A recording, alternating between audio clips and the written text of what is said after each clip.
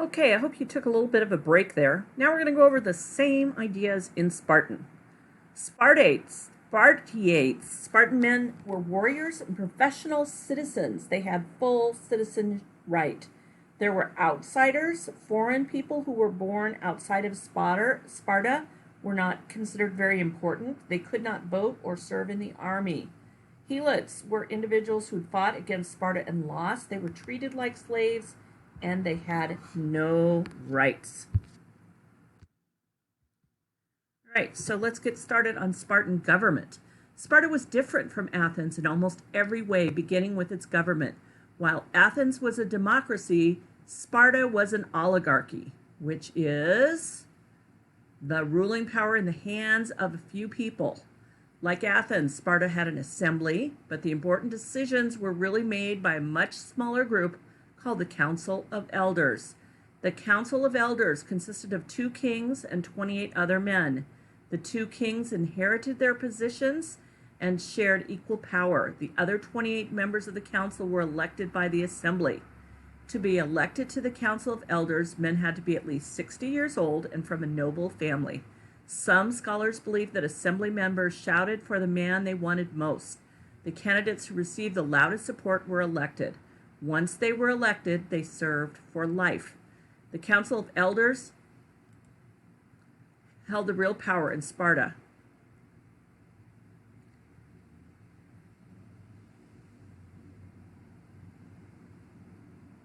It prepared laws for the assembly to vote on, and it had the power to stop any laws passed by the assembly that the council members didn't like. The assembly in Sparta was made up of male citizens, and because the assembly was large, it met in large outdoor areas away from the center of the city. The assembly had very little power. Unlike the assembly in Athens, it did not debate issues. Member of the assembly could only vote yes or no on laws suggested by the laws of the elders. Okay. Spartan economy.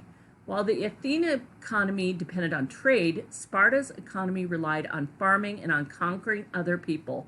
Sparta didn't have enough land to feed all its people, so Spartan took the land they needed from their neighbors.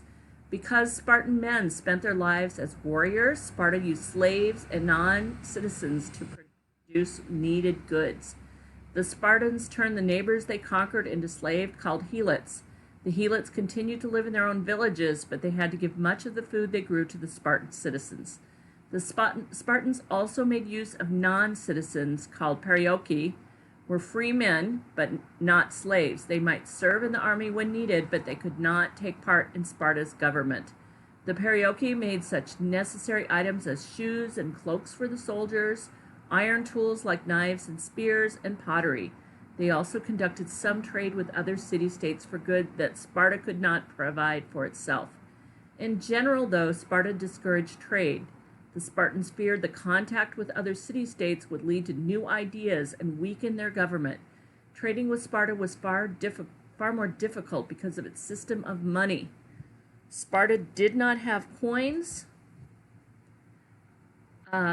Instead, it used heavy iron bars as money. Legend says that an ancient Spartan leader decided to use iron as money to make it hard to steal. A thief would need a wagon to carry enough iron bars to be valuable. As you can imagine, other city-states were not anxious to receive iron as payment for goods. Education in Sparta. In Sparta, the purpose of education was to produce men and women who could protect the city-state. If a baby did not appear healthy and strong, it might be left to die on the hillside. Spartans valued discipline and strength, and from the age of 7, all Spartan children were trained to fight. Even girls received some military training. They learned wrestling, boxing, foot racing, and gymnastics. Spartan boys lived and trained in buildings called barracks. They were taught to read and write, but Spartans did not consider those skills important. What was important was to be a brave soldier. Spartan boys were taught to suffer any amount of physical pain without complaining. They marched without their shoes, they were not fed well, and they were encouraged to steal food as long as they did not get caught. One Spartan legend tells of a boy who stole a fox because he was starving, and when he saw his teacher coming, the boy quickly hid the fox under his cloak. Rather than confessed, he let the fox bite his stomach. At the age of 20 or so, Spartan men were given a difficult test of fitness, military ability, and leadership skills. If they passed, they became Spartan soldiers and full citizens. Even then, they continued to live in soldiers' barracks where they ate, slept, and trained with their classmates. A man could not live at home with his wife and family until he was 30 years old, and his military service continued long after that. Spartan women lived the same simple life as Spartan men. They wore plain clothing with little decorations. They did not wear jewelry or use cosmetics or perfume. Like Spartan men, women were expected to be strong and healthy and ready to fight. A woman was expected to look after her husband's property in times of war. She also had to guard it against invaders and revolts from slaves. Spartan women had many rights that the other Greek women did not have. They were free to speak with their husbands' friends, and they could own and control their own property. They could even marry another man if their first husband had been away at war too long. Spartan slaves, the Helots, were people who had been conquered by the Spartans. There were many more Helots than citizens in Sparta. The Spartans were afraid that the Helots would revolt, so they treated them very harshly. The government sometimes declared war on the Helots so it could legally kill any slaves it thought might rebel. Once the Spartan government asked the Helots to choose their best fighters, the Spartans said these men would be free as thanks for fighting for Sparta. 2,000 Helots were chosen, and immediately the Spartans killed every one of them to eliminate any future leaders. Despite this treatment, Helots actually had some rights. They could marry whomever and whenever they wanted. They could pass their name to their children. They could sell any extra crops they had after having given their master their share, and they saved enough money they could even buy their freedom. So I want to go over what is eventually going to happen between these two large groups is warfare. And the Peloponnesian War began, and it was a fight between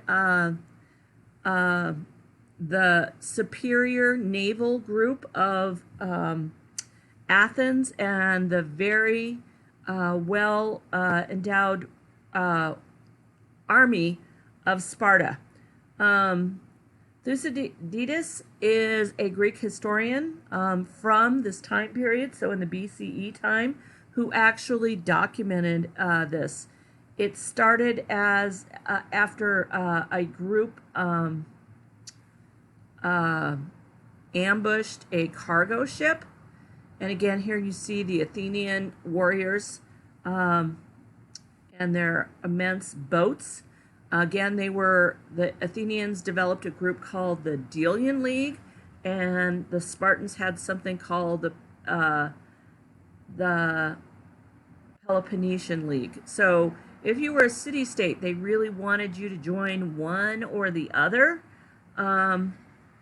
And it was basically not a fight that was, in the short term, it was about a group that was overpowered in their trades, but in large part it was a war that was over who was a stronger power, and at the end of this, Sparta won. So that leaves you as an independent city-state to decide who it is that you would side with, and you're going to need to add some text-based details to support which side, the Delian League or the Spartans or Peloponnesians, you would join.